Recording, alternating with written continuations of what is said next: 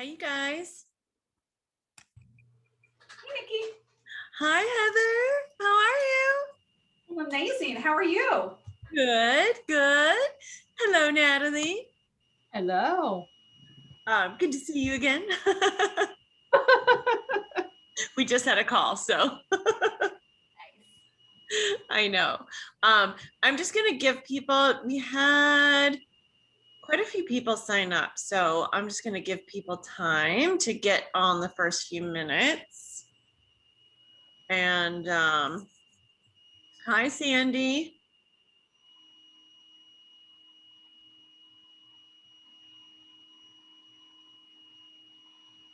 But go ahead and take like the next 4 minutes to kind of do what you need. I'm gonna just wait for people to come on. Hi, Sandy.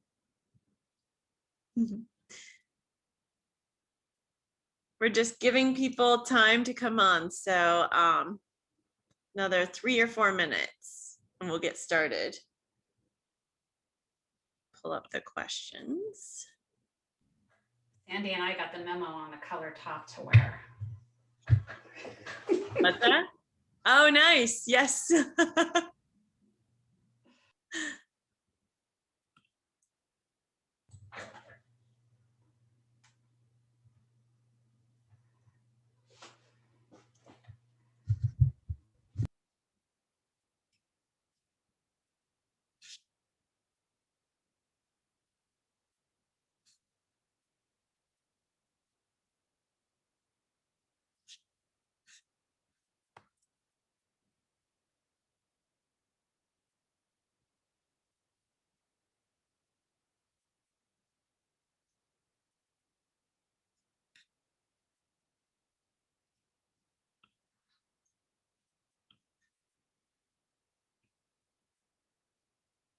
Okay, just 2 more minutes. I'm just looking over your questions. We have some great questions that were sent in, so I'm excited to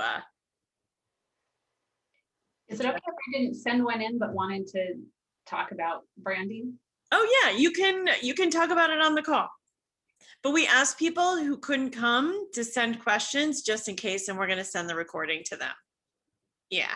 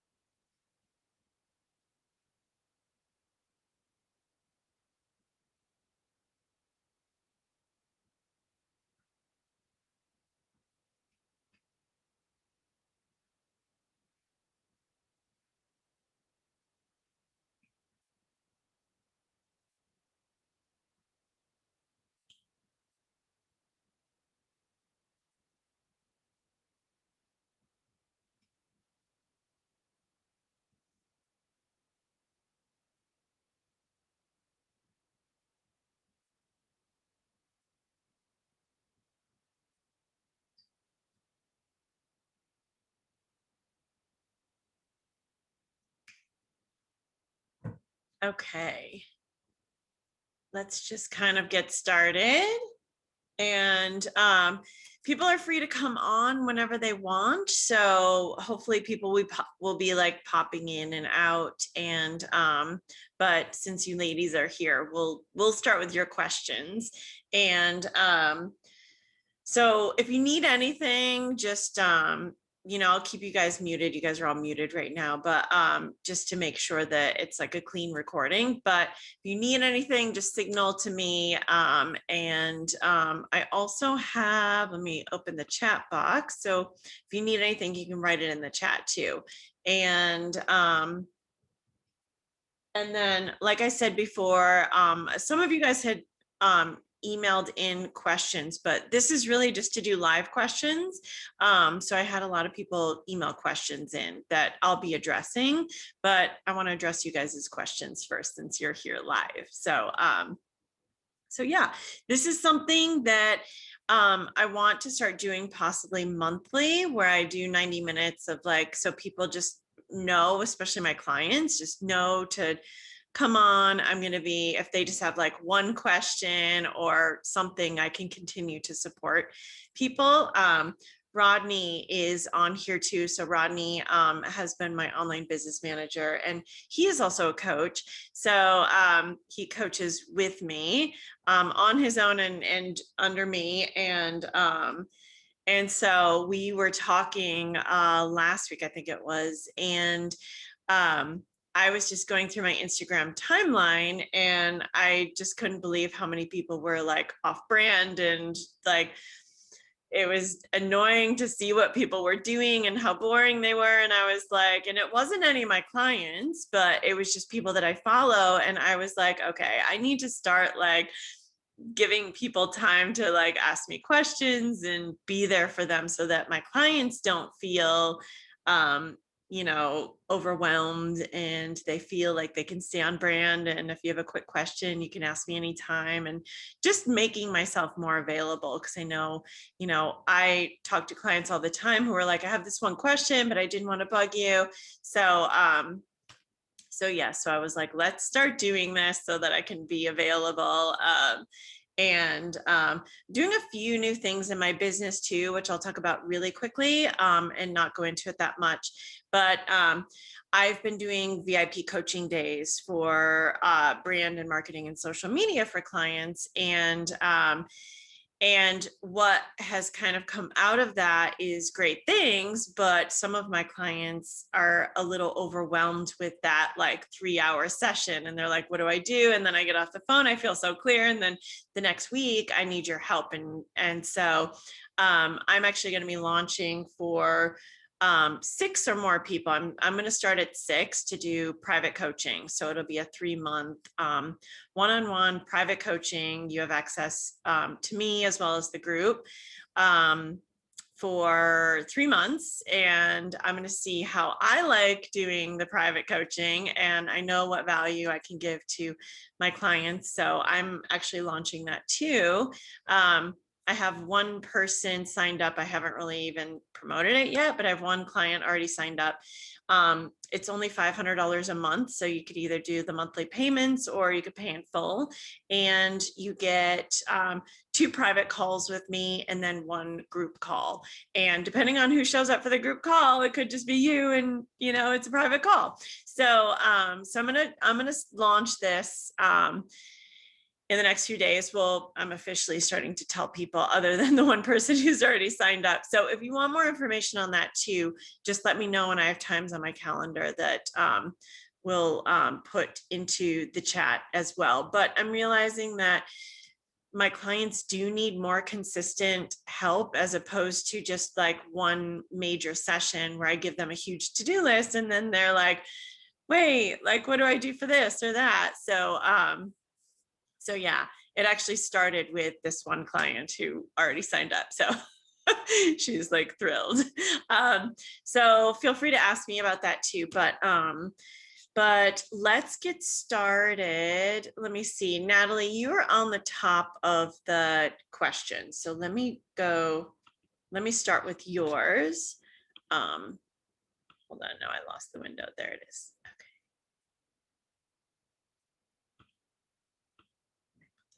Here. Sorry, I'm arranging my desktop so I have access to everything. Okay, cool. Natalie, you had asked, how can I get branded photos from a home office when I can't go for a pro photo shoot? How many headshots do you recommend? Maybe I'm too vain, but I really want something that's more expressive of who I am. I'm going to address that one first. So, I know that, especially I think like we are all kind of in the same age range genre, right? Like there are no millennials on the call yet, and there may be some that are going to be listening to the recording. But so I feel like I can speak for all of us ladies.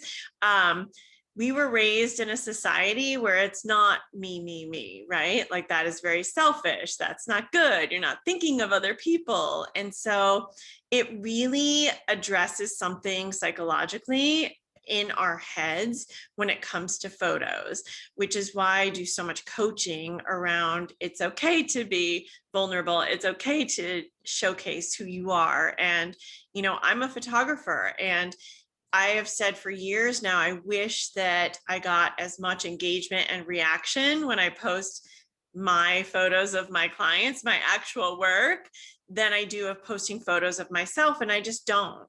And so I just finally gave that up and started just posting photos of myself and focusing on my own brand as opposed to my work. And immediately my following grew and my engagement grew. And I realized I just listened to what people were wanting from me and started providing that, right? Which is like, we've all worked with great coaches and we know that that's the formula. Don't just create a package based off of your skill set, but like, listen to what people are wanting from you. So that's exactly what I did when it came to social media. And it's been great since, you know? And so it's absolutely not vain to post photos of yourself. This is what we want to see. When we go to someone's timeline, we want to see like what they've been up to and what they're doing. And we want to see real-time videos and photos so that we can feel like they're a real person. They're right here. You know, if you've ever been to someone's timeline or web page and it's all older photos and they're never really showing up in the present moment, you kind of feel like, is this the right person? Is this like a fake person? Or shit, if you've ever online dated, like you're just kind of like, is this a real person? Like, you know, and are they going to show up as they are? Are they just on here to mess around and like ghost people? But the same thing applies to your online marketing. And so people really want to see that we are who we are. And you know, corporations are, I don't know how many corporations you guys work with. Actually, I know you do, Heather, but that where people actually use social media to verify that we actually are who we say we are. So they know that, you know, social media is real-time present moments that people are posting about. And now that stories have algorithms and you can follow people's stories, that's become even more crucial for people to go onto our social media and check us out and verify, oh, this person really is who they say they are. I don't know if you guys like, I follow a few people that I know, and how they show up in person versus how they show up online is very different. It's like, there's this one girl, she's like sweet and nice, and online, it's all like sex appeal and it's all like manipulative. And I'm like, okay, that's interesting. So it just like that breaks trust in like, who are you really? So it's really important to get to your point, which is be expressive in your photos and really showcase a more true identity for yourself, because it does a few things. It allows people to get to see who we really are and experience us. But it also, just being totally honest, it helps our sales conversations too. It's like, I don't want to keep reiterating who the fuck I am. You know, I want it to be apparent so that everything in my business is easier. And so that people know who's showing up. And that's not part of the conversation. Part of the conversation is, how can I be of help to this person? How can I be the person that they are seeking to get this specific value from? We want our conversations, especially our sales conversations, to be around that, as opposed to just keep telling people like, oh, this is who I am, this is how I work. That's the power of social media now, is that, you know, everything is virtual if we want it to be, and we can showcase those things in photos and through our copy and through our messaging, so that it just makes everything else easier. So it's absolutely not vain. And I'm happy you answered that or asked that question, because it's an important topic, and I talk about it on stage when I speak too. and prep people to work with me. But it's important to really showcase our expressiveness in our photos and online, so that it just makes everything easier for us, and it makes it easier for the client to know that we're the person for them in that specific area. So yeah. Hi, Lori, welcome. Okay, let's see. You had a few questions in here, so I'm going to get back to okay, I'm going to answer these in the reverse order that you had asked them. How many headshots do you recommend? It used to be where it was important to use the same headshot for everything to create consistency across all of your marketing platforms and your business cards, right? This used to be the rule of thumb so that people recognize you everywhere, and you start really sticking out to them. And it's an older school of thought because of social media, and because we are now getting more of an instant gratification around who people are. And social media has changed everything basically. But this is a different way that we market and brand our business, right? But social media has definitely affected this part of our branding, where it's like there are two things that happen. People want to see more of us. And one of the things that happens now, if you use the same headshot for everything, people start to think, oh, I've seen that training. Oh, I listened to this talk already. And then they start to discount the new things that you're rolling out for them. And not only are you missing out on a possible sale, but they're missing out on the value that they really are following you for and need. So you don't want to create that complacent, like, idea in their head by using the same headshot for everything. So that's one of the reasons to use different headshots for everything. Another reason is psychological, and they don't even know this is happening, but when people see a new photo of us, it creates more interest. All of a sudden, it makes us top of mind for them again. And not only that, but it's like a fresh new, like, oh, this is her today, this is him today. But what it does is it will create almost like a competition in their head. So it's like, oh, I like this photo. All of a sudden now, like, we're just created to judge, right? Whether it's good or bad, like we create judgments in our head all day long about ourselves, about other people. And so if you've ever noticed, and you'll probably be so aware of this now that I'm saying it, but you see a new photo of someone, what is your immediate reaction, right? It's like, oh, I've never seen this photo. Oh, I really like this. Oh, I like the other one better. And all of a sudden now you're having a whole conversation happen in their head, that just because of using different photos. So that also creates a more solid impression and longer lasting for potential clients in their head when you start using different photos. There are times where I think it's important to use the same headshot if you want to purposely create consistency in a specific launch that you're doing, or if you have an ongoing training where you want people, oh, I missed the last one, this is the same training that she's running, let me sign up for this. So there are very intentional ways that you want to utilize the same headshot over and over. But because of social media has changed everything, and we have this instant gratification, and it does this psychological thing where it leaves a long-lasting impression and a bigger imprint in our potential clients' minds, you do want to vary it up. So I do give my clients, when I do a full branding shoot, or even I've been doing a lot of mini brand shoots, so laser focused brand shoots where it's like a half an hour, an hour.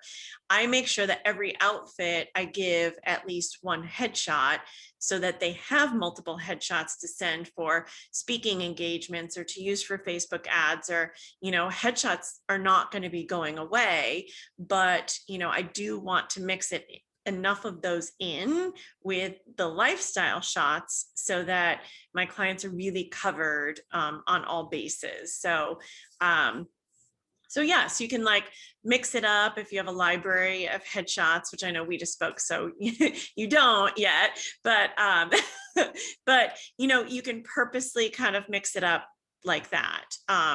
And then this goes into your last question, which was your first question. How can I get branded photos from a home office when I can't go for a pro photo shoot? So I'm teaching people all the time now how to do their own photos, how to create their own shot list. I did this on a coaching call with a client just at the end of last week, actually. And I was like, bring your daughter in she's going to be your photographer, and figure out like, I have a shot list. I don't know. I know you're on my list, Natalie. Do you have a shot list example that I'd sent out? Okay, I'm just gonna make a note of that. I'll get that to you guys. I think I have the list that you sent out,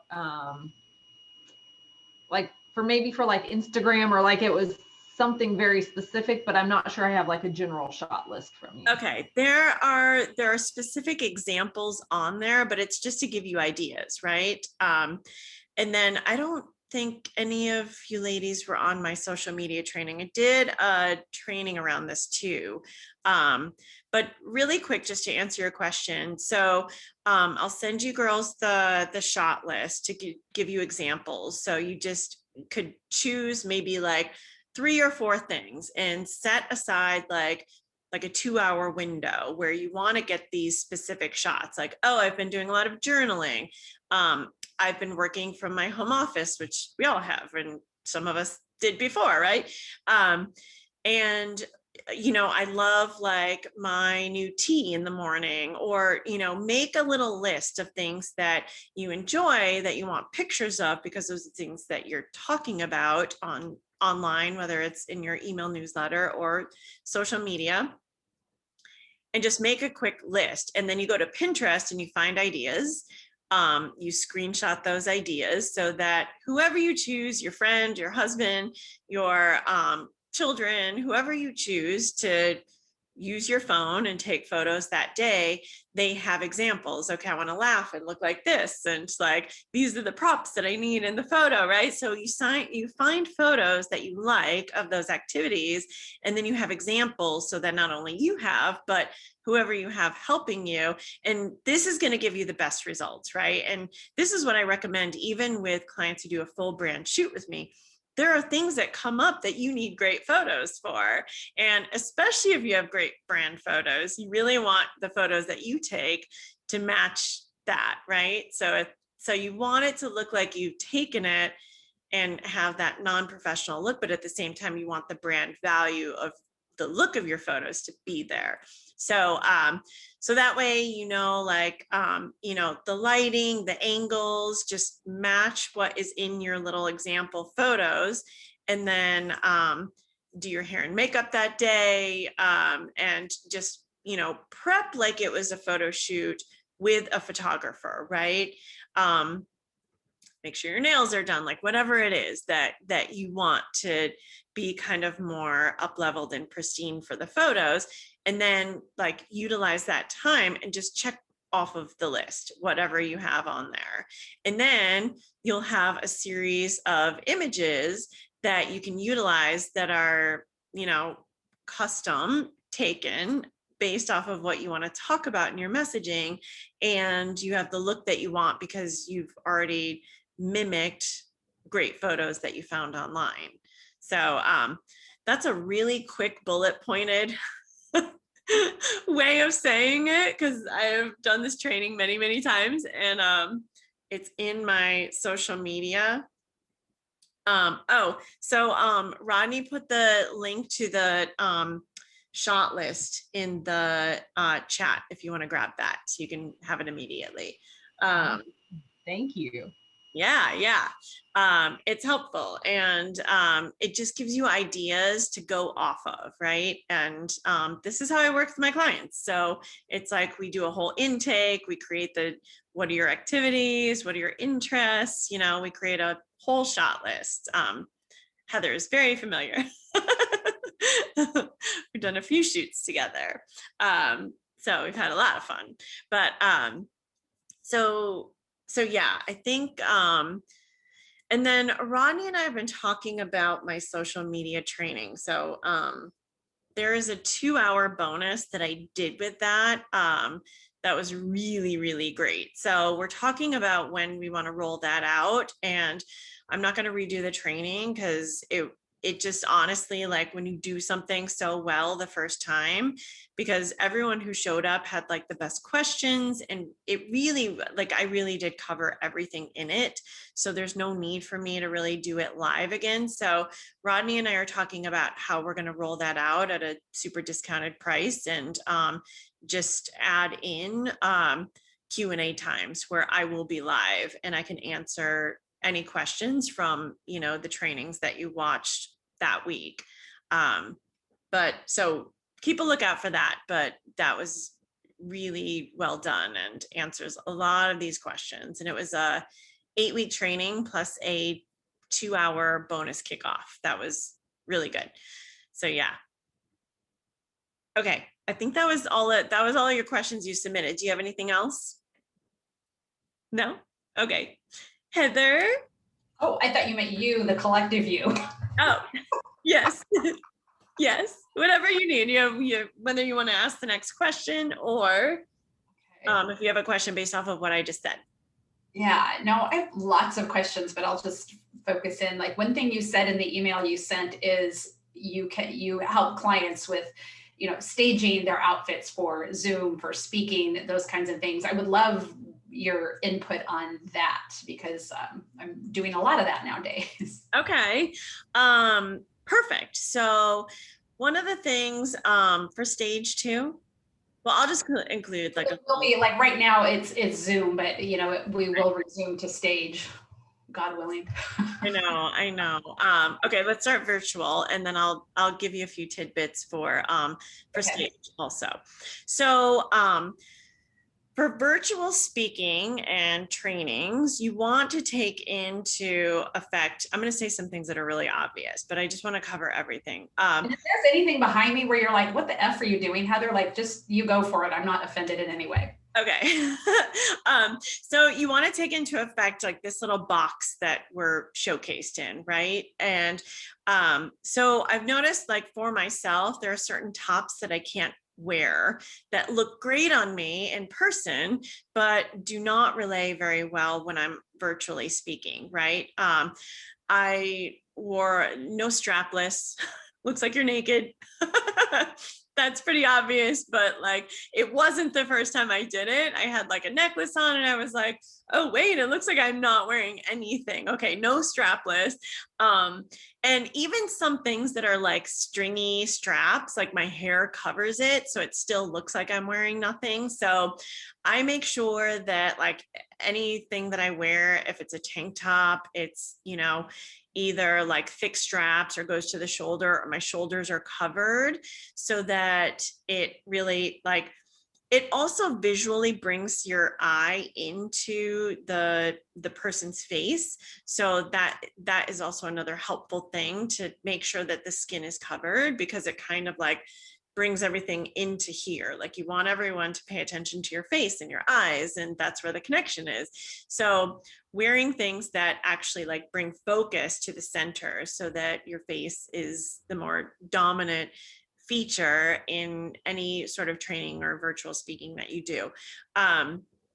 So yeah, and if I do wear something skinny, I'll make sure that my hair is on one side. There are ways to get around it if you really want to wear something that maybe isn't translating as well. So, you know, you can take that from there.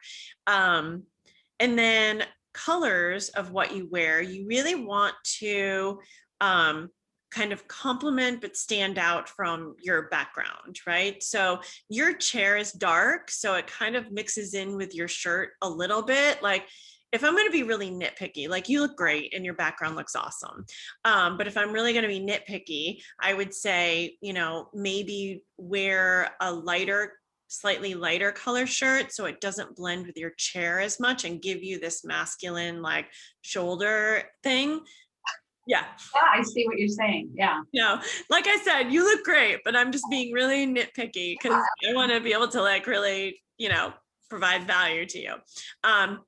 Another thing you can do is if like, because I know blue is like one of your colors, right? And you love it. So you could also drape like a light blanket or something over that looks nice and like decorative over the back of your chair so that you can still wear what you want, but then you stand out, right?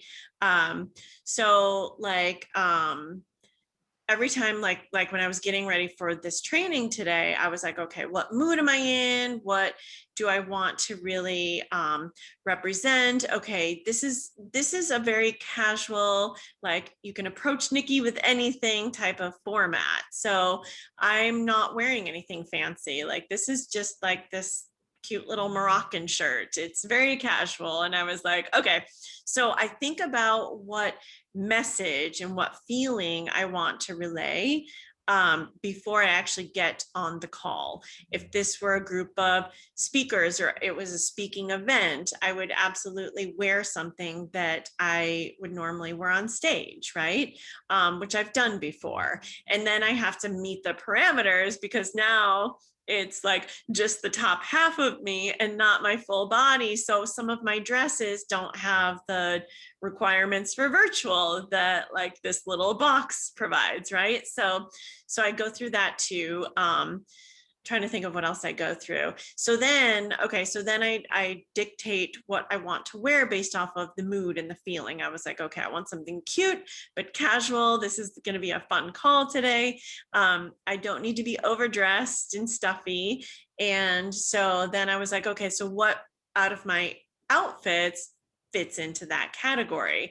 And then I was like, oh, I have some like orange and red books in my background. Let me kind of like match those. And then I stand out from the color of my couch too. So I'm not blending in anywhere. But I complement what's happening in my environment. So, which you do right now perfectly. What else do I think about? So I think about those things that dictates, and then of course lighting. Your lighting looks really great. So any lighting that you have, you can see it in my glasses when I turn my face. I have a ring light here because I have windows over here, and then this is the darker part of my loft. So I have a light over here supporting this side with light. So you definitely want to be seen, right? So lighting is huge. Or you could use multiple lights. I have one ring light that actually attaches to my laptop. So sometimes I use that in conjunction, and it's a little bit smaller. So I put that on the lighter side of me, and then I put this bigger ring light on the darker side of me so that it evens out the light a little bit. And then I also brought the light up just a little so that you guys can see my eyes with my glasses on, so that the reflection isn't taking over. If it was like this the whole time, I wouldn't be making as much connection, but I actually have to arch my head in order to create that.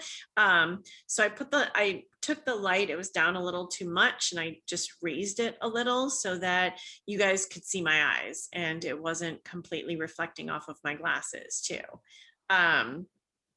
Okay, so that's a quick thing for lighting. And then, another key thing that I tell people, so you want to also wear colors not just that, complement your background, but and offset you from your background, but you want to wear colors that actually attract energy to you. And a telesummit that I did like a long time ago, I had interviewed a stylist as part of it, and she gave a really great tip that I've been saying ever since, which is you can take like a long mirror, just a freestanding mirror, and put it against a window so that you get the window light. And you can literally just like take outfits on hangers and like hold it up to you. And it's best if you look away and then look back, and you can see where your eye goes. If your eye visually wants to leave the mirror, then that's a color that does not attract energy to you. And not that that's a bad thing. There are days that we just want our space, right? So you know that you can wear that color on days that you just like want to walk around and need your space. Like, but you can also tell the colors that really hone in on your eyes. So when your eyes leave the mirror and then you look back, what do you first notice? If you notice your face first, then that's a color that attracts energy to you. It's just a really quick way to be able to gauge that. And then also, another thing that I was doing, and I haven't done this in a while, but when I did do a telesummit, when they were called that, I think that they have different names now, but you guys all know what a telesummit is, right? Okay.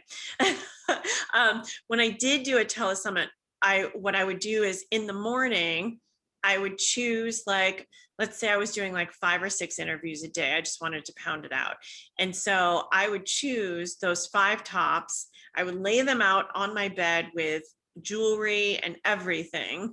And then all I had to do, I didn't have to think in between the interviews. And you can do this if you're doing multiple trainings during the day, or if you're doing like an all day event, like virtual, you may want to change it up and like come back after lunch with like a different color on or something, just to like refresh the energy and refresh everyone's eyes. You know, do what I just said about using multiple headshots in a 3-day training that you run, right?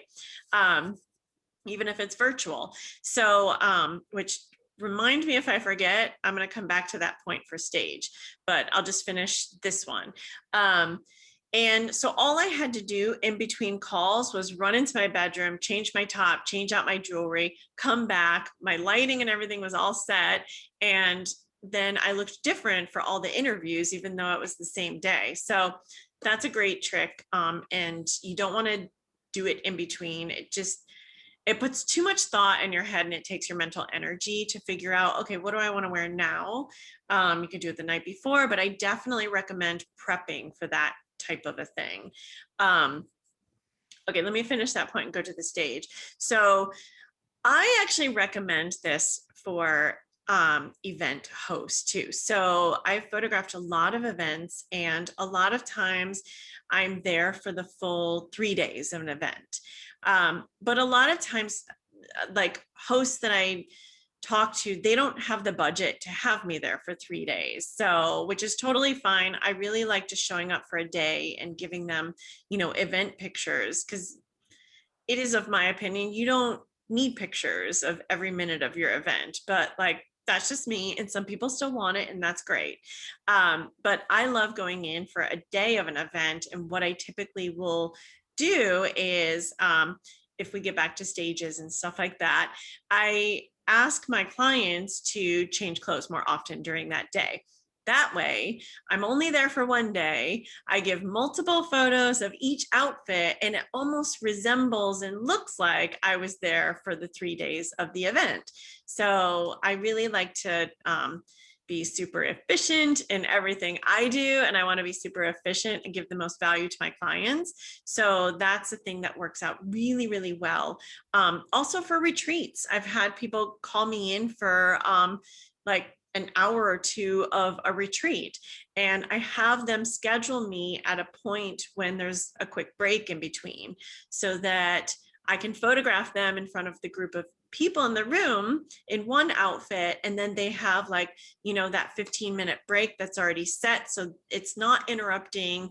Having photos is not interrupting how they're running their retreat, and they can run and change really quick. And honesty is the best policy in like 90% of the cases, according to my opinion.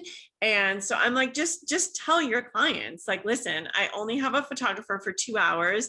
So this is what I'm going to be doing. Because if it feels like it's bringing too much attention on you, and you're starting to feel a little vain, like, oh, I'm wearing all these different outfits, there's no need to. You can just say, I'm getting the most out of the photographer. I only have her for 2 hours today. So you're going to see me changing a few times. Don't get alarmed by that. It's nothing other than I want pictures of myself speaking in and making it look like it's multiple days. So it's all good.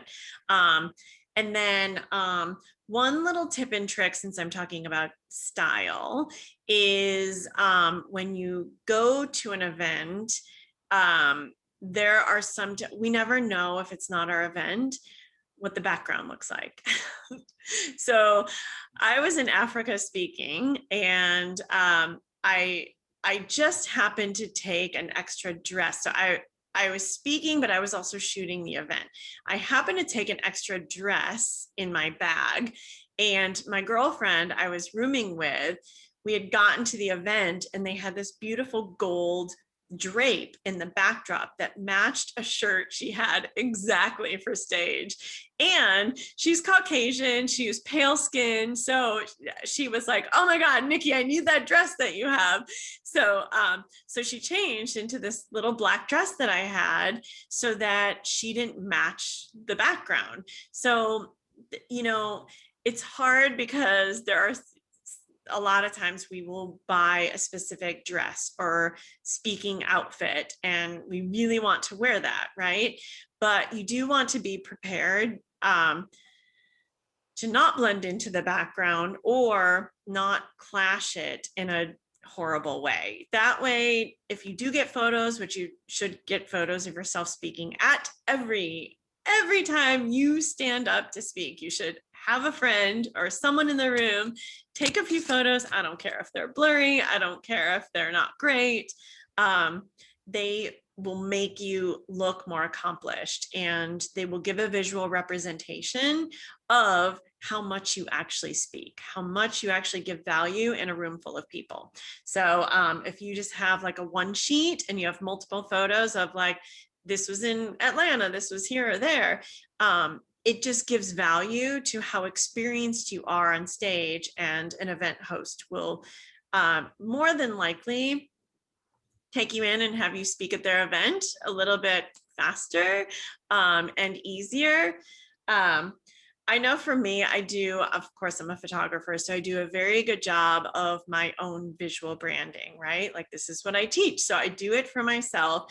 And it was funny, I spoke at an event once, and when I got off stage, the event host came up to me and she was like, you know, I realized as I was giving you my stage that I let you take my stage and my client base just purely based off of your marketing materials and how you show up.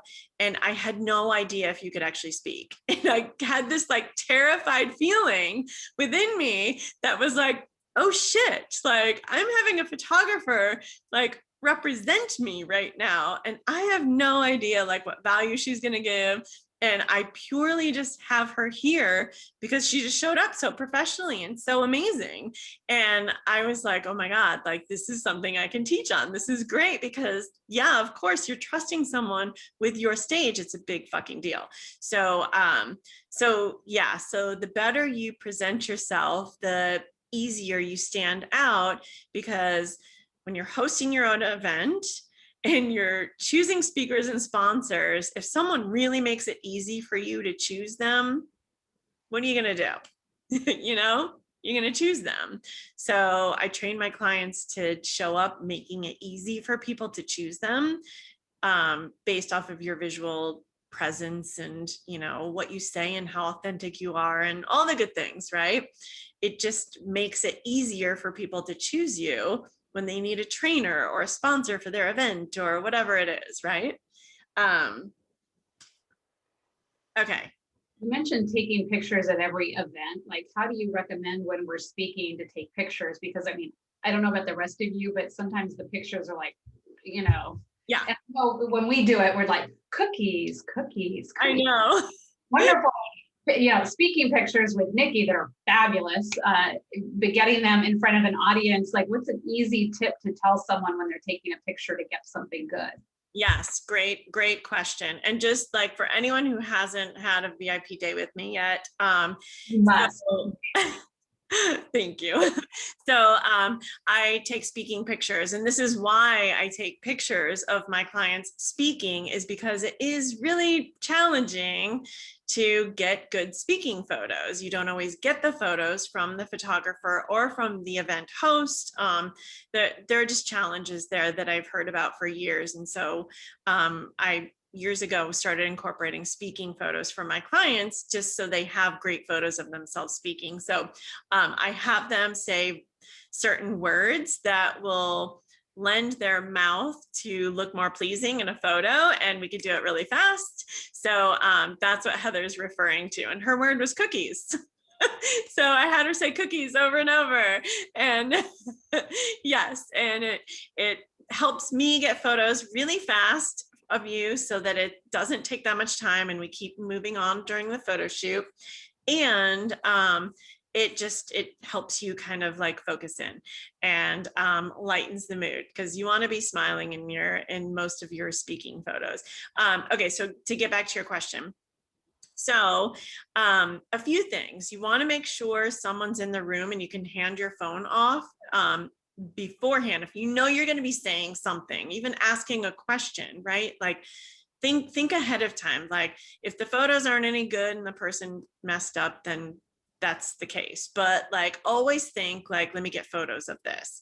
And so hand it off to someone, give them instructions.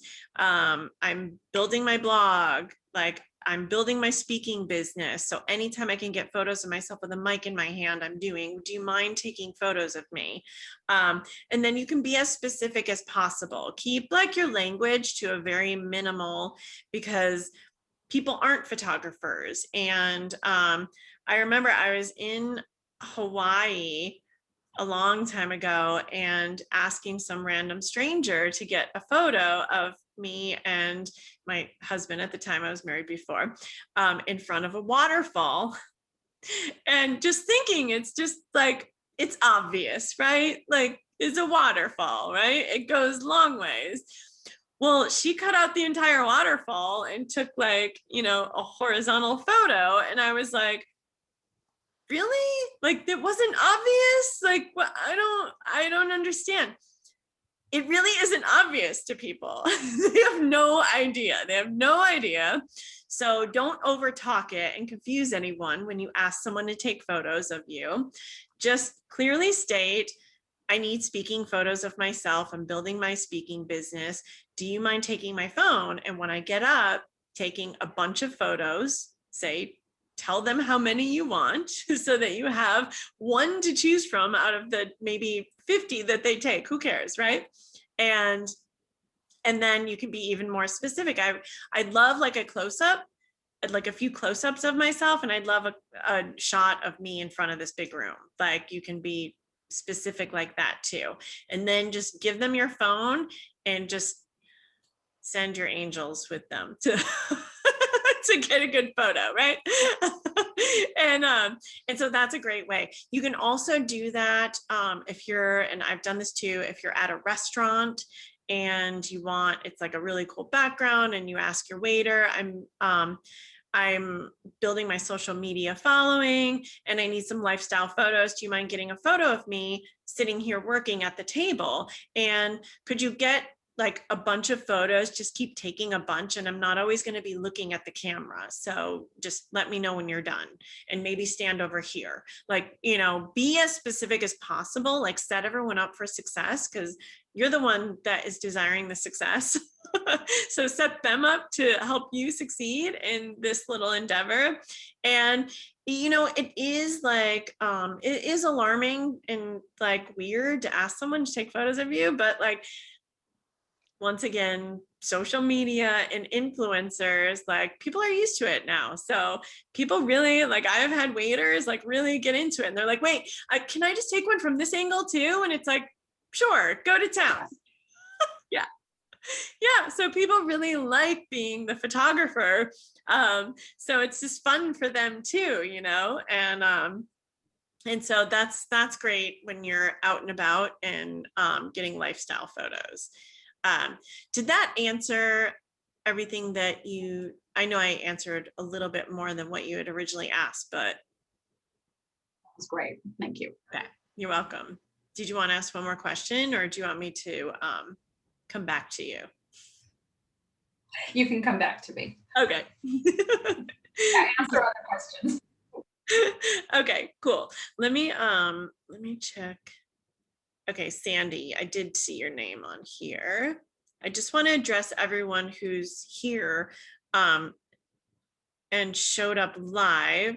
Your questions before I get to other people's questions that have submitted so that they get the recording. So Sandy, tips on taking my own lifestyle photos, tripod, distance, etc. Yeah. Okay, so I've spoken to this a little bit, but do you have a specific question around this before I just give you like a general like? Yeah, I was curious. I mean, you did answer quite a bit, having someone else do it, which makes so much sense. But if you want to try to do some on your own, like a selfie type of lifestyle photo, do you do that? Have you done that with just set up your tripod and Yes, create the look on your own? I have. And what's that last part? Any tips on doing that? Okay. Yes, I have. And it's a great question. And I was getting, when I was doing the social media training class, I was getting a lot of backlash from clients who just felt really insecure about asking people while they were out to take photos of them, which I completely understand. So I challenged myself to take my own photos and stop asking people. And so just to put myself, I have a lot of integrity. I'm a big component of walking my talk. So I will put myself in a situation so that I can really be of better value to my clients who ask me what to do or who are having insecurities, because I understand them. But if I'm not shy about asking someone to take a photo, then I really wanted to challenge myself. So I went through a phase where I challenged myself to take my own photos and figure it out. So yes, so I do have, so in my ring light that I use, I have a little phone holder that's on a tripod in the middle of it. So that's one of the answers. Another one is, I got this and it's so funny. I use this thing all the time and I need to get logo ones of my own business to give to people. I went to an event where this was like a little gift, and it's this dude's logo is right here, but I use it all the time. I set it next to my computer. It's always on my desk, and I use this also. So my phone just cradles in it, and then it's like, and I could move this so it's more upright. I could put my phone this way. This thing is like super helpful, and I use it all the time. So a little stand like that. I usually have another one that I show, but I just gave it away to my personal trainer who's been struggling making her own photos. But there is like a little gorilla tripod for your phone, and literally the stand, the tripod stands are like this high. It's just a tiny one. You can get a little tripod too. Oh, and it's magnetic, so it sticks to things. Like she has a big rig in her gym, so she can put it anywhere because it just sticks to it. So that's why I gave it to her. And then there's also ones that are longer tripods that you can wrap around railings and stuff when you're out. So that's something you can do. And let me go through. Do you guys want to see some of the photos that I did during this challenge? I feel like it would be helpful for me to show them to you. Hold on one second. I'm going to go to my Instagram and I'll share my screen so you can see. And also so I can remind myself what I put my phone on.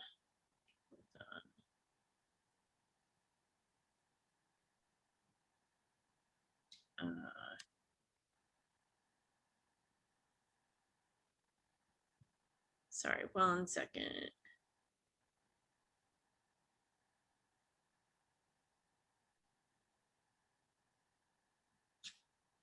Okay, let me start here. All right, I'm going to share my screen.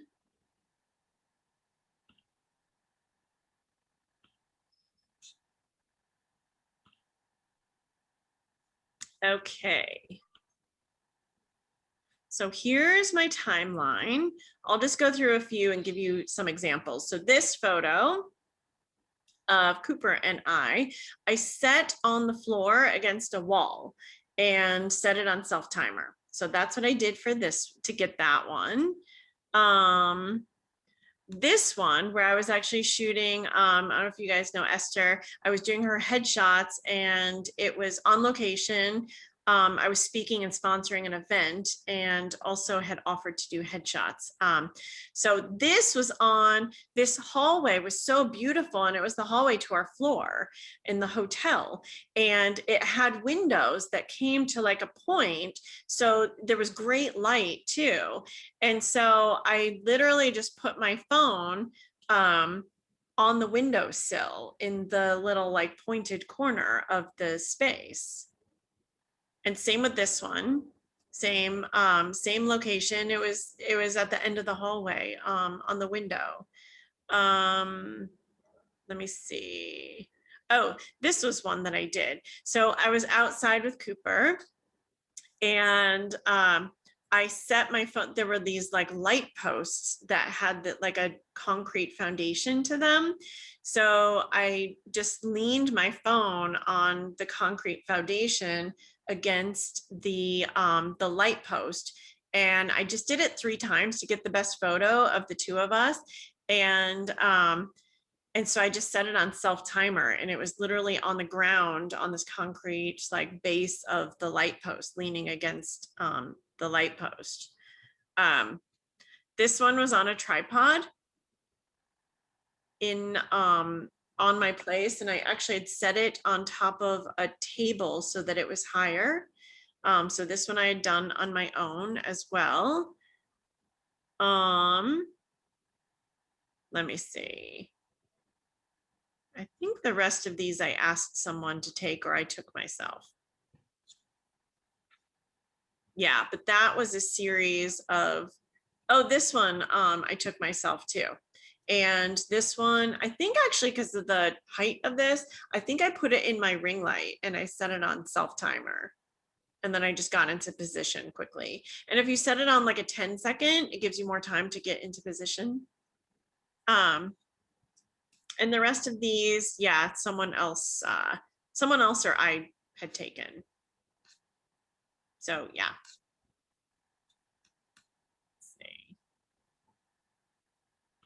Okay, does that help? Do you have a specific example that you were in that you were like, what No, it's actually perfect. I don't know why I never thought that I could just ask someone to take pictures, just go out to a coffee shop or wherever. But I was thinking about just, working at home, maybe taking a few, or if I'm out in nature and there's nobody around, but I see what you're doing. It's easy. Yeah, I know. And we just don't, which is why I talk about it, and just is what it is. They're like basic things that we don't like think about sometimes. And it's Right. like, oh, right. Okay. Okay, cool. Thank you for your question and for coming on. Let me see. I think Lori, you had sent a question in too. Hi, yeah, I did. And you know what? I'm here so I can just say it, because the question was about this space that I'm in right now. This is my office, and I recently painted that wall, which I know is way too dark. Okay. Okay, it's a window here that faces south, so I never get direct sunlight. I get indirect all day long. And you can see how white my face is. I almost look pale, and I have more makeup on than I have put on in all of COVID. You know what I mean? Like, I'm like, whoa. And so anyway, I'm just like, I have a YouTube channel. I'm rebranding myself. I'm rewriting my whole website. I even took it down. And so I'm set up in a really good position right now to just get it rocking and a rolling. And I'm scared because I'm just, what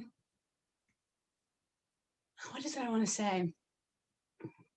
I love what I do. I'm an intuitive life coach and energy healer, and I've been doing it for 7 or 8 years. And I've been guided to take it bigger online, and I just keep not doing it. I just have my safety zone of my few clients that I work with every month, and it's growing little by little. And I keep thinking, no, no, no, I'll just keep it small. And yet I don't really want to keep it small. And so here I am sharing that with all of you, feeling a little vulnerable right now. But I think this is too much blue. I had a necklace on, it's not showing up. See what I mean? Like even something like that, it's like cute, you know, like if I were, but I got this window, and then I can see, you know, you can see there's a hallway back there. That doesn't look good. You can't even see my bookshelf. I don't know, you know what I mean? And I want to start shooting videos right here. Okay. Okay. Let me go to the space first and help you with that. And then we'll like backtrack to the other questions that you had in there. And thank you for being vulnerable. Like this is how I can provide the most values. If you actually just like share. Yeah. And it's all things that all of us like go through, and we all feel super vulnerable most of the time, which is good. It means that we're sharing in a very authentic way, and it connects people to us a lot more quickly and a lot more deeply. So it's all good. I applaud you. You're welcome. And thank you for showing up. Okay, so your background, it definitely needs more light. Are you on a desktop or a laptop? I'm on a laptop, and I have a little thing that lifts it up and down. I can get it to any height I want. Okay, perfect. Can you just twist it a little bit so I can see like what is going on? Okay, so that is like a nothing. Wait, what is that? That's just a plain wall. And then this is, you know, like a side table. Like I even have that's a little altar there for Easter week, you know, like I do tarot and lots of different things. But anyway, so, and then that's a bookshelf. I have that one of those, you know, lights on that's good for the, and then that's a painting my daughter did of me that's really pretty. It's just leaned up, but you can't really tell. So, you know, this is like, what time is it? It's 11:30. This is prime lighting in my space. Like later in the afternoon, it'll be worse. I won't have even this much light. Okay. Do you see what I'm saying? Yep. So, and you don't look washed out to me. So I know that you said you looked really bright, but it doesn't look like that to me. It actually looks like really beautiful light on you. We just want to work on your surroundings. Yeah. So do I get a background? Because I do need this light. I don't feel like I can turn around and, you know, you can't. Like, yeah, you do need that light. There are a few things that you can do. Does that hallway have a door? No, it's a hallway to a bathroom. All the way at the end is a door that's closed. Okay. So that's like a closet bathroom. Okay. Back there. Fine. That's fine. Because I was going to say, if there are any doors behind you, you want to make sure they're shut. Okay. But it's a hallway, so that's okay. I would actually, if I were you, utilize more light. You want to get a few more lamps and light in there so that it creates an ambiance of, this is what you do, right? You're a light bringer, you're a light bearer. Yes. And so you want to have more light around you. Yes. So I would definitely do that. And I would purposely arrange things as you're on, as you're on like video. So you want to keep your computer where it is, that's prime for you. And then just kind of like look at things in your background. So, and light them appropriately, right? So there are a lot of different ways you can light things, and you may want to get a few taller like tables to put a light up on top of too. So just to create more of that ambiance. I do see a lamp in your background. Yeah, so here I have some really quick. Whoops.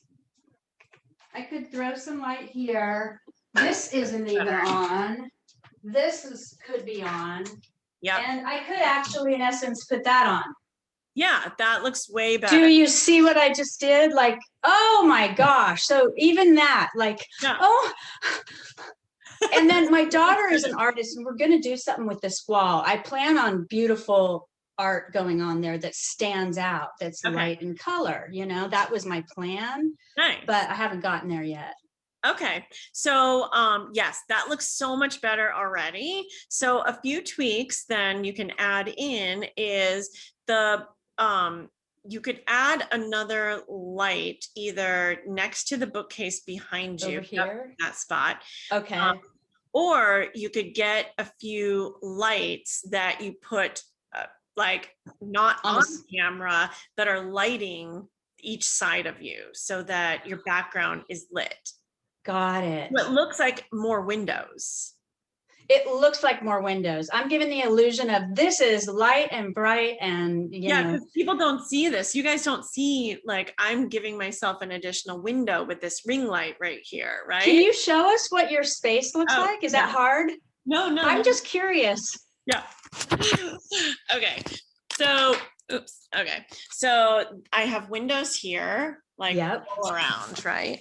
Oops, sorry, I'm dropping Oh, my. you got a lot of window. Yeah. I have a lot of windows, but then I have this light Okay. because this part of my apartment is darker, right? Right. And then this is what I have this set up right here. I have So everything that's all in the your box. stuff. You just throw it there when you're not, yeah, and nobody Yeah, I knows. have this cute file box, and whenever I do my trainings or videos or anything here, I just prop it up so I'm eye level, because you don't want to be like under you, right? Like, Right. and you don't want to be over you. So you want to be more eye level as you can. And Okay. you want, still, if you're on a laptop, you want to make sure that you don't have like too much headroom. We've all been on video where someone shows up like this. Yes. Yeah. I know. Or Yeah. like this, which is really uncomfortable. And awkward Right. for all of us. And so yeah, you just want to make sure that your head is almost to the top. Sometimes I even cut my head off, depending on what I'm wearing. If I need more color to show up, I'll even cut my head off and tilt it a little bit more this way. Even bringing this closer, see, because this is on a desk, I could do this. Yeah. See, like I had it further away because I wanted to write notes and I had this space here, but Yeah. now I'm feeling really close. No, Do you it's good though, because if you think of like how small you are on a screen of like a lot of people, you want to That's show up, right? Yeah. So it's better to be close. Like I could even move this a little bit closer, but you know, and okay, so what I was saying is you can add, like I have my ring light here, you can add a few lights that aren't shown, but they light up your background on each side. Another thing that I would do if I was you, and I love those cute pillows on your couch, but I would get brighter pillows just for Yeah, that's what I was thinking. Should I drop those pillows? Is that too much? yeah, I Like- would just like, yeah. See how much lighter that looks on that side? Yes. Yes. See, so these are the little tips and tricks I love, you know, like, you've been doing this for so long and you're so good at it.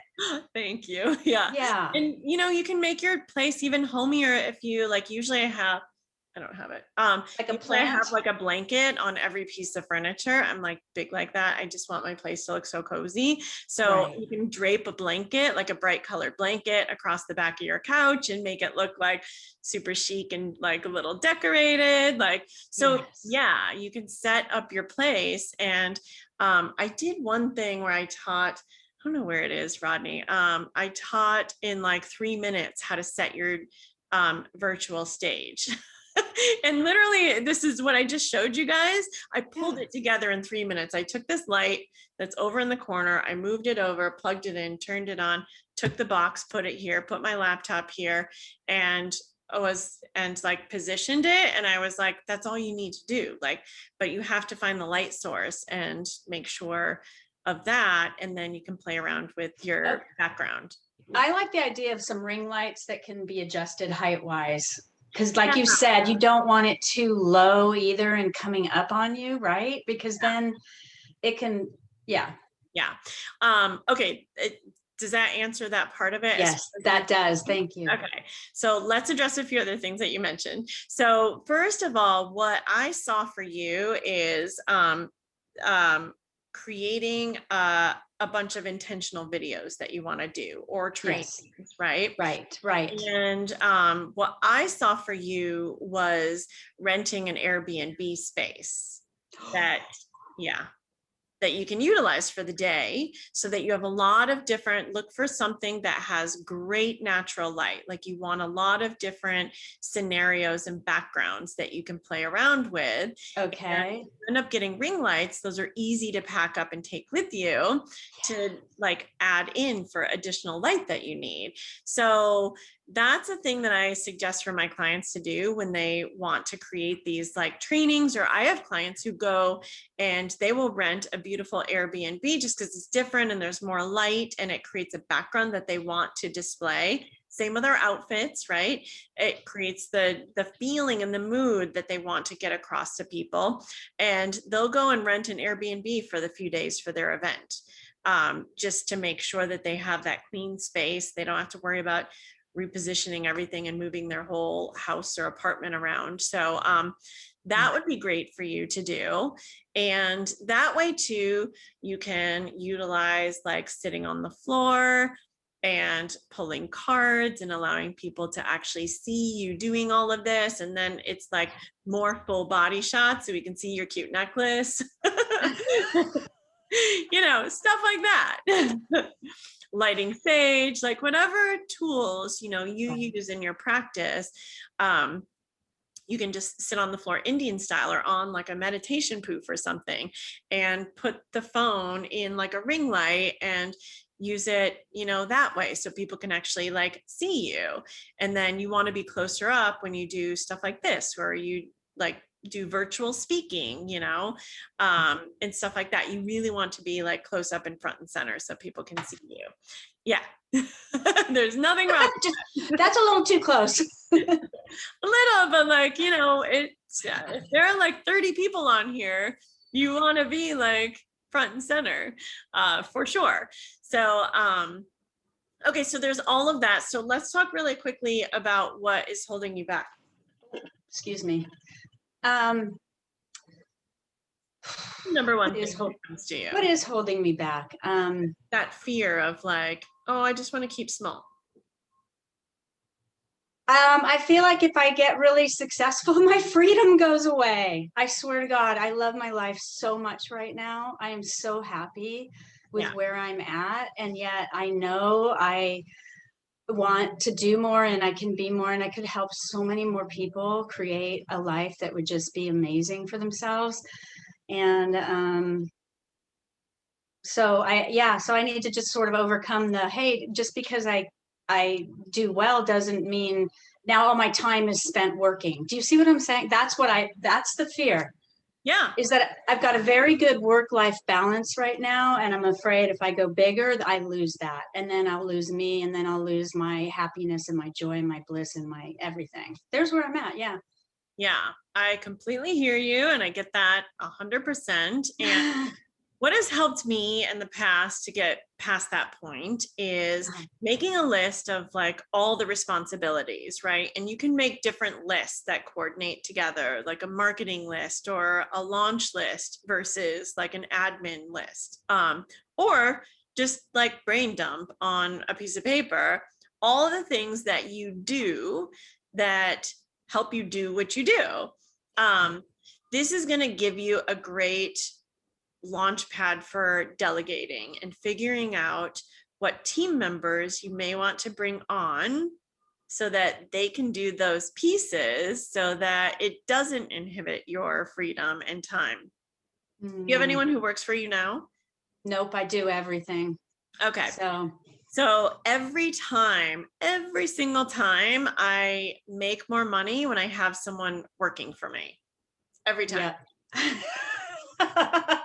And hire as if I'm like there. It's scary as fuck though, because it's like, wait, like where do I get that money? And like the money just comes because your time frees up. So every time I've gone through this process and I'm like, oh shit, I'm not really in a financial spot to like hire someone. Like, what do I do? Well, you figure it out. Maybe there's a trade in there, which isn't the best thing to do, but you can do that if you have like projects that you need help with or something. But getting that admin help and having those clear responsibilities that you can get off of your plate really do, it makes a significant difference in my income every time. And I have to remind myself of this every time. Like, okay, Nikki, like I'm in between assistants right now. It was COVID and like, things were off and tough, and I'm a photographer. I do my work in person. And even though I'm building my coaching, most people want to be photographed by me. So I still am like, but like I can help in other ways. So I'm in between assistants right now. So I remind myself of this, like, Nikki, you go through this every time, and every time you hire someone, you make more money. So it's going to be okay. Like, it's all going to be okay. It comes in. So that's the first thing I would recommend, is making that list, feeling into like where you can delegate. And it doesn't even have to take someone who's really good at admin stuff, does it very quickly. Therefore, they're not going to cost you a ton because it takes them less time to do everything, Right. So there's that aspect. So really, So like a virtual assistant is what you're talking about, right? Having a VA yeah, or something, or and someone in person, someone local, Okay. Craigslist. Like I've had both. So Okay. I really like the in-person. So that's always been like someone to come here occasionally, not all the time, but I really work well like that. So you can have both. You can have someone local, a local mom who just is like bored and really on top of things and organized and looking for something to supplement, like, yeah, there are like great people out there. So yeah, that would be the first thing that would not inhibit your freedom and that you can really allow yourself to get past that fear growth. I wish I could say it's going to go away, but I hit it every time I up level. So you're going to be readdressing this, and it's okay. Like, you get examples to remind yourself of every time it like circles back around, right? Right. So Exactly. that's the good thing. So that's the most important thing. And then the other thing I would coach you to do is look at your time management, because you probably have gaps now where you can create more freedom for yourself if things were linked up more, right? So let's say you have a series of videos that you want to do, plus a training. Like, you write all of that down, you rent an Airbnb, and all of a sudden it's done in 2 days, as opposed to like leaking it out and doing it occasionally, right? Like, your Yes. makeup done, go do everything in one day and stay in that focus, like stay in that lane of your business for that day. And then you have all the ammunition you need to just like wheel it out, or have your virtual assistant put it out. I think I'm going to have my virtual assistant come with me to my Airbnb. Yeah. Is what it sounds like, or not my virtual, but whoever that Yeah. person is. Yeah, it sounds good. Yeah. Yeah. And that's honestly someone that you can hire, even if you want to do a trade. If you're just like, I don't really want to spend the money right now, like, just come work with me for a few days. Let me do a trade with you. And I need you to take notes of everything. I need you to organize this material. I need you to be my filmer, be very clear on the responsibilities. And that's someone that you could do like maybe a trade with, Right. I love it. They're all different ways to make it work, but definitely, like, I do this all the time with clients, and I try to be a component of doing this myself, and it is really difficult. Do what you teach is the social media planning, and like, I help my clients all the time create a social media time plan, and when to do it, when to reel things out, and like how to do it, and what, videos versus photos, and like when you want to do everything, and so I talk them through it all the time, and I'm not great about it.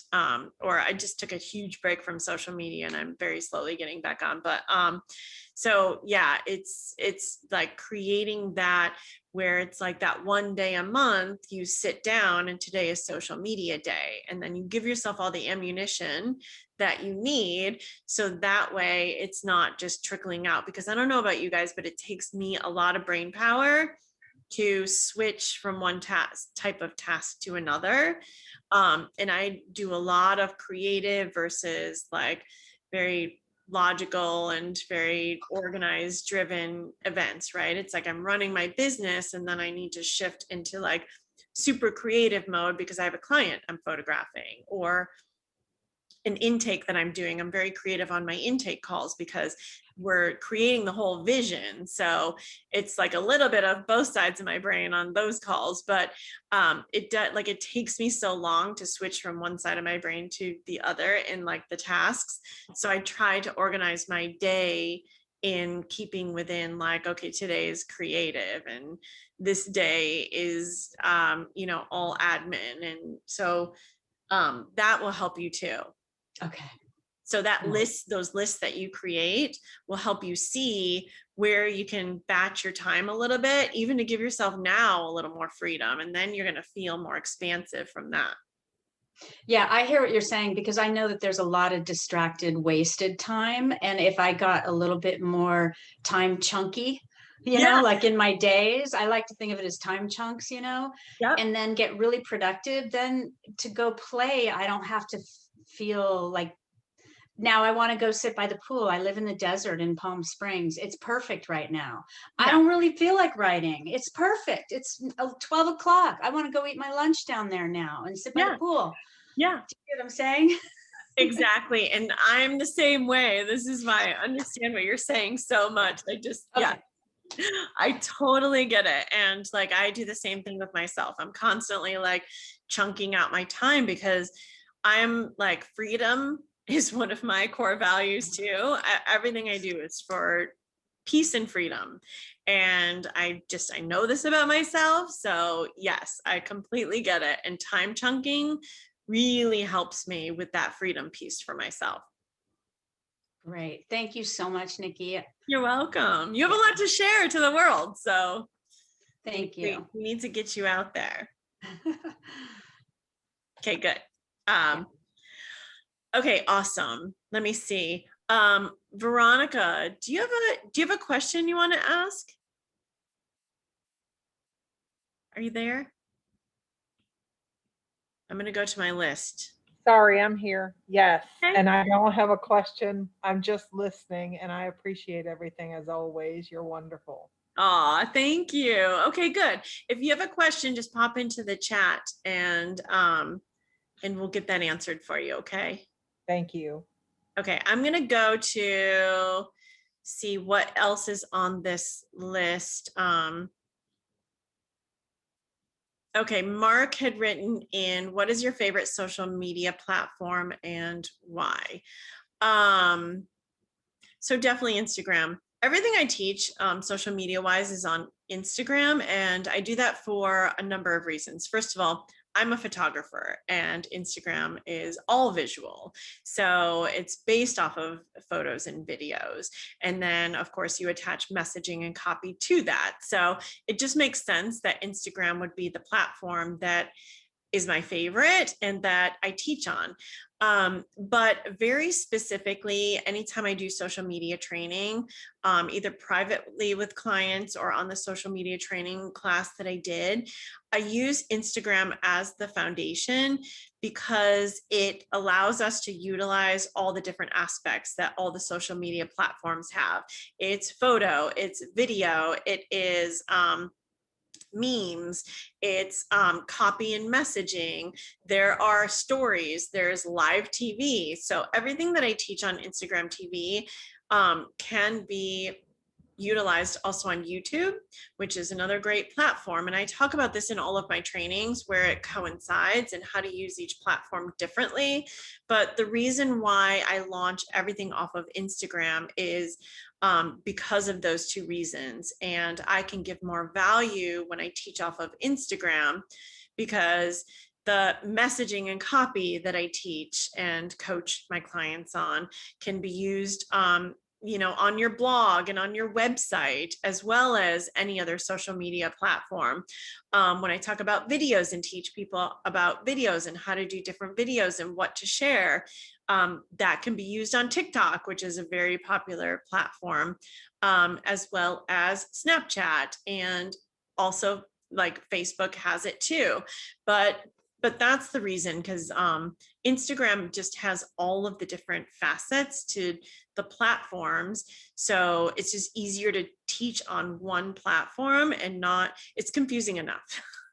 But when I teach on just one platform, you can roll that out to all the other social media websites, including your website, as well as a blog, as well as anything you do in person too. Sponsorships. I've done many sponsorships. I've done so much speaking.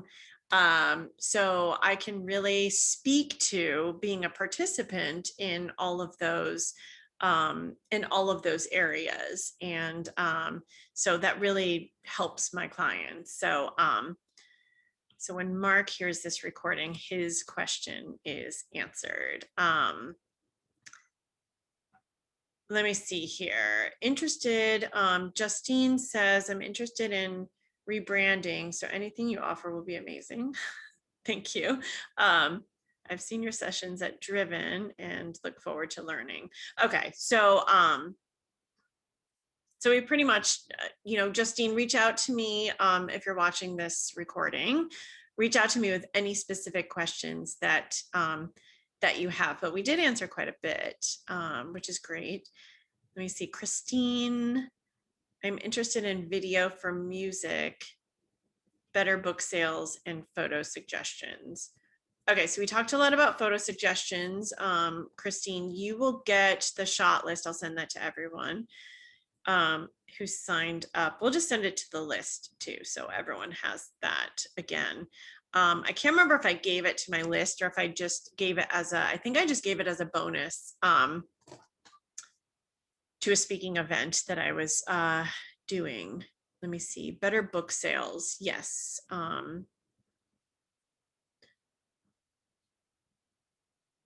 I'm interested in video for music. I'm gonna have to call you and talk to you directly on that, because I don't know exactly what you're asking there. I apologize, but better book sales. Okay, so I did coach a few clients around book sales. So it just was a random call. One of my clients I wanted to use as an example. I was doing a proposal for a job. And so I looked up his website. Thank you, Sandy. Thank you for coming. She just said that she's leaving. So we did a full VIP day. We did a full rebrand, and he wasn't really using the photos. So I called him and I was like, what is going on with your website? What do you need help with? Because it looks like shit and this is not what we created. And he was like, oh my God, I'm so embarrassed you went to that. And I was like, well, like, I love what we created together. And I was expecting to see like this whole example that I could utilize, but I didn't. And I was like, okay, he's struggling in one area and I got to figure out how I can be of help to him. And so he was getting his doctorate and was going to school, and also had written a book and launched it, but didn't really do any promos on it. So I took him through a whole series of how to promote his book. So I'll give you a few of those tips and hopefully it'll help. So one of the things is I told him to chunk his book out into the chapters and do scheduled Facebook Lives each week on one chapter. So I had him show up with a whiteboard behind him, and he read important aspects of that chapter, and he coached on it for the rest of the time. And he took questions. So he did these Facebook Lives. They were scheduled every week, and he loved it. And it like gave him such a great way to actually share his book and drive book sales. What else did I teach him to do? Promoting your book or any launch that you're doing with friends and peers. So as entrepreneurs, I'm sure you guys are similar. You have a lot of friends and peers who are entrepreneurs, and we meet people in our coaching groups and all of this other stuff too. So reaching out to them and swapping promos. So asking if they would promote to their list. I just had this conversation with Natalie on our call this morning. I was like, don't forget to ask your friends and peers to promo for you. And just reaching out. It's a numbers game. And some people, you're going to be on top of a promo that they're doing, so they're not going to be able to help you. And that's okay. But not everyone's going to be able to promo for you and help you. But if they do have time in their marketing schedule and their promo schedule, they can do a Facebook Live with you. You can do a private training with them for their clients and run an offer, or run your book sales or a product that you're selling. And think of it, if you have like 10 friends and peers who are entrepreneurs who all said yes, let's say you asked 25 people and 10 were like, yes, let's do it. I'm going to promote you to my list. And let's say each of them have like a 1,500 number list. So 1,500 times 10 people, like how easy is that to get in front of people? Because I know I was using myself as an example. People who follow me, they trust me. They trust in my referrals. They trust in my references. They've met me in person, most likely at some point. They've seen me speak. They've worked with me. They're following me for a reason because they trust me. So if I brought someone on and I was like, you guys trust me and I trust this person, then you're more likely to get engaged with that person if that's a service that you're offering. One of my friends, he's a trainer, and he's so brilliant, and he was launching a coaching package. And so he asked me to promote for him, and I did, and he picked up a $3,000 client. Like, I was so happy, and so it's just awesome to be able to like give back. And then, he's happy to promote for me anytime in return that like I need something. He happens to be a friend, so like I don't really like keep track, but you can keep track and be like, I'll owe you a favor later or something. So don't forget about that when it comes to book sales and book launches, especially now that everything is virtual. And look for virtual speaking events and quote your book a lot. Make sure that you are doing that. Like I said in my book in chapter 12, like that really gets people excited to want to actually purchase your book. And so really getting intimate with like why you wrote this book is huge. I don't know if you, Simon Sinek did a tell everyone your why. And I know we're at the 12 o'clock mark. I apologize. I said this is 90 minutes. I'm almost done. But Simon Sinek created a TED Talk on what's your why. And so if you haven't seen that, go watch it. It is super powerful. And when you tell people your why, people get loyal and they really get affected by that, and they get more intimate with you. And Lori, you being vulnerable like that connects us more, so those are just some really quick off of the top of my head examples for books. Okay, let me see. Okay, I have a few other questions, but we are at the 90-minute mark. So what I will do is answer some of these questions then in my email newsletter, which will be beneficial to everyone who's on my list anyway. They're good questions. So I will get to that, but I know Lori and Veronica, you're the sole survivors here. And I told everyone just pop on anytime that you can. So I want to start doing this once a month where I give like 90 minutes of like time to answer quick questions for people. So that you know where to find me and you know when to reach out. And then I'll follow up with each of you guys and all of you that are listening to the recording to make sure that you feel fully supported. If you have any more questions, I'm here to help you. So yeah, thank you so much for your time, and thank you for showing up in person. It was so good to have you guys here. Thank you. Yeah, and I hope it was super valuable. And there are calendar spots. We'll be emailing that out too. There, I opened my calendar for next week here. I'll put it really quickly in the, oh, okay. I think Rodney's gonna do that for me. Okay, so the link to my calendar is right there. If you guys want more question time with me, just go ahead and click on that, and then we can get on a private call and I can answer more of your questions. Or if you're interested in a program that I'm running, I'm doing a lot more coaching these days, and I haven't really been talking about that a lot in the newsletter, but I am starting to. So I've opened up a 3-month private coaching that I mentioned in the first part of the call. That is a beta test, and it's super inexpensive, and for private time with me. And so I'm doing all new things that I'm promoting. So if you have any questions about any of that and whatever support you need, please just let me know. Sound good? Okay.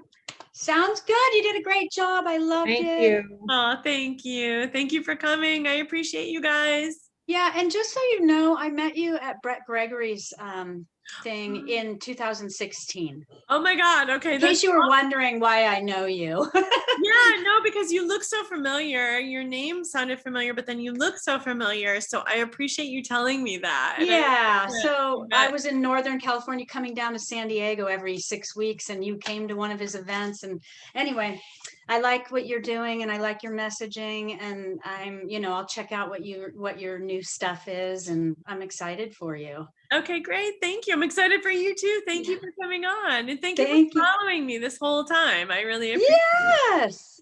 That's awesome. I love Brett. Yeah. I haven't talked to him in a while. I think he went to corporate. He's not doing like individual private. I think that's his coaching. He took into big corporate companies. Okay. Makes sense for him. I could see that for him. Yeah, I could too. Yeah, he brought a lot of value. Okay, lovely. Mwah. All right. Love you. Bye. Take Bye. care. Okay, you too.